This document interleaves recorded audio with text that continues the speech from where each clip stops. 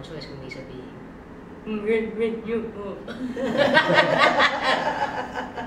Karisip ako ng tawag sa tayo.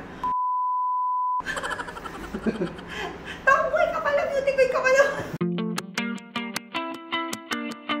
It was an accidental coming out. May girlfriend ako noon. Tago natin sa pangalang Baldo.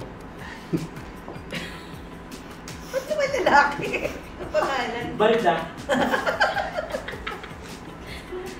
Si Balda. Si Balda. So, pinakalala ko siya sa family ko as best friend. So, we'd have sleepovers, you know. So, one time, nakatulog kami pareho sa isang kama.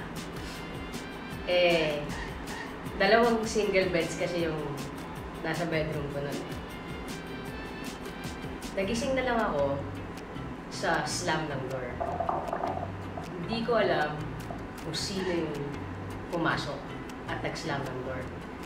I was hoping na sana si Salve lang yun. Yung ano nila? Isang bahay namin. Isang bahay. Kasi pareho kami walang damit. I was 15. So, dalawa yung magkahiwalay? Magkahiwalay. Okay. So, di ba, kung best friend ko lang yan, doon yung matutulog sa kabila. Hindi, hubad kami pareho, tapos magkasama kami sa isang kama. Normally, kasabay ko yung airpods ko pag papasok ako ng school kasi hatid muna ako sa school, kasi hatid sa office. The whole trip, kasama ko na si Balda. The whole trip, hindi ako kinikibo ng tatay ko.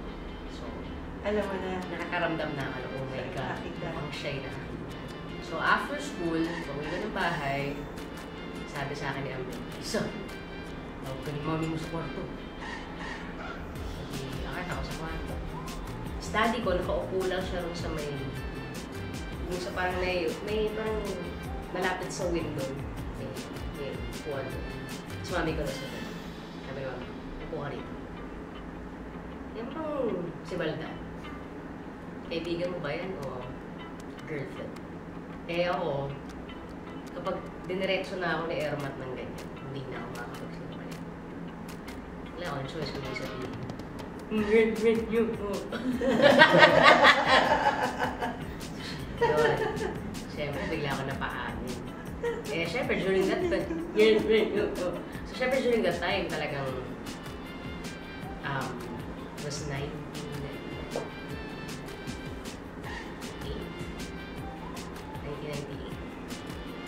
So, talagang yung mga discussion nun was, anong nagawa namin mali? Ano yan? Sorry na po, hihiwalay ako na po si Balda. Hindi na ako nakapag-hiwalay nung kay Balda. Yung time na yun talagang, sasabi kong, yun yung medyo rebelde part ng buhay ko. So, lagi kami naghuhulihan na ng nanay ko. Magugulat na lang ako. Kunyari, nasa isang tangong lugar kami sa may Camp Rami. Biglang nangyari, gagawin, may van na paparadang gano'n. Sabi ko, huli ng kotse namin. Biglang bababa yung nanay ko. Paano mo na naman nandito kami? Ako, well, I don't know kung coming out siya kasi I've always seen myself as a cisgender female. And I thought heterosexual until I came into my life. So yung coming out ko is more like, kasi nakikita ng mga tao na lumalabas kami ni Ice. At Aiza pa siya noon. Yung sa mommy ko, yun talaga, grabe. Come out, same. Hindi yung come out, parang she called me out. Hindi siya come out eh. Kasi, nung nakita kong may ulit, so pretty much yung past namin ni Ice, walang masyadong nakaalam. Kasi parang pwede mong sabihin talaga na magkaibigan na kayo. Etong pangalawa, etong 2013, after 13 years, lumalabas na talaga kami. And I was 31. So para at the time, I was like, kung ano man sabihin sa akin ng mga tao, kaya ko ng pangatawanan. Sabihan ako ng lesbian, or kung ano man i-label na ibigay sa akin, okay lang.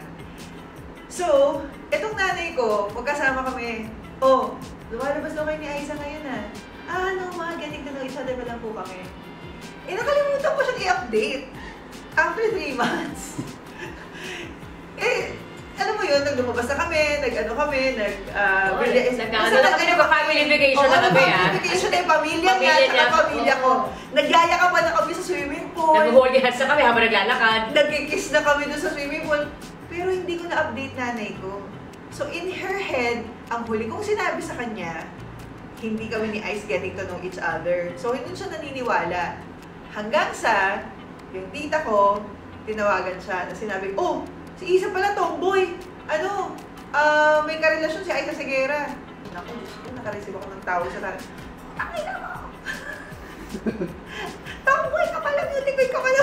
Kasi talaga, you know, a scared, unfamiliar to the community mom would say na syempre merong ganung impression lagi ang mga magulang natin pag napupunta ka sa isang LGBT relationship, akala nila parang hindi siya conventional di ba? Parang may asawa ka na lahat pupunta ka pa sa ganyan, di ba? So you know, very typical fears of moms.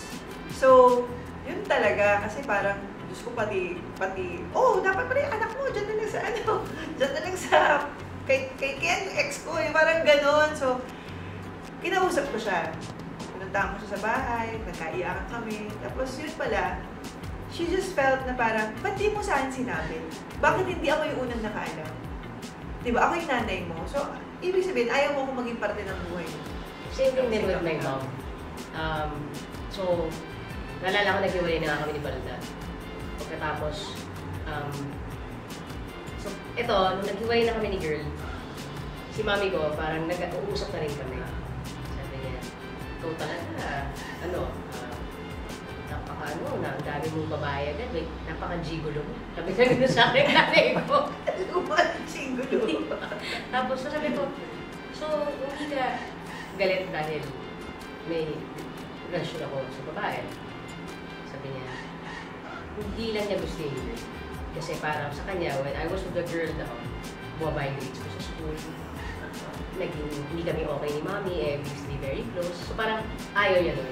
Gusto niya yung, gusto niya, kung magkakaroon daw ako ng girlfriend, yung parang, yan. Kaya love na love ako ni mama. Sobra. Mahal na mahal siya ng nanay. So doon ko na-realize na yung mga magulang natin, I'm not saying all, but I'd like to think that our parents, yung mga, especially yung mga nanay natin, yung fear nila of not knowing is because, yun nga, parang natatakot lang sila i-confront. Pero pag sinama mo sila dun sa journey mo, tapos sinabi mo talaga sila sa kanila na kailangan ko yung support mo, kung mahal ka talaga nila, maiintindihan ka nila.